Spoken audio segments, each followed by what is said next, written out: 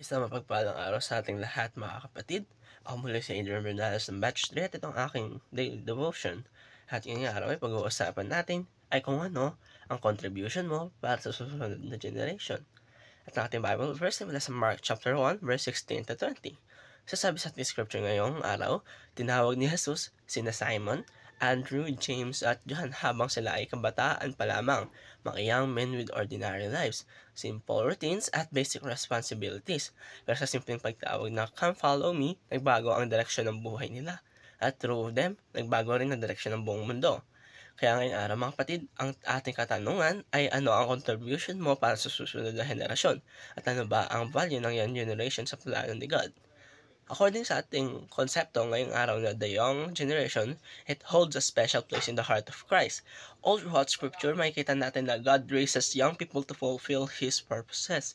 Sa Old Testament, pa lamang ay ginagamit na sina Joseph, David, Daniel, all of them were young when God started molding their calling. Pagdating sa New Testament naman, si Jesus ay winelcome mga kabataan, empowered young disciples, and even trusted His mission to young followers willing to obey early.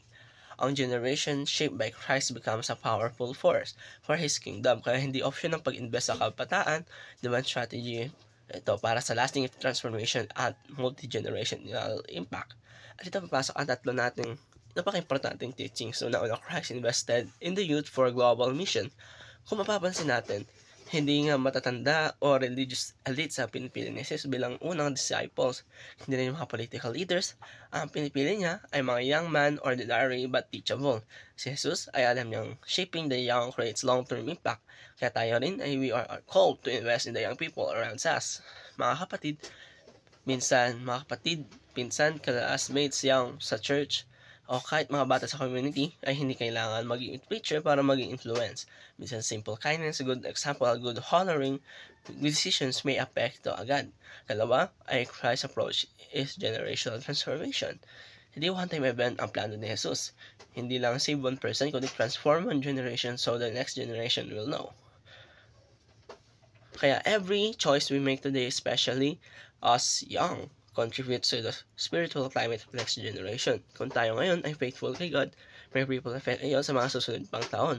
Minsan, akala natin ay maliit lang ginagawa natin, pero sa mata ng Diyos, ito ay generational seed pala. At panghuli, Christ's strategy is generational discipleship. Pag tinawag ni Jesus dito Simon, Andrew, James at John, hindi lang follow me ang sinabi niya, kundi I will make you fishers of men.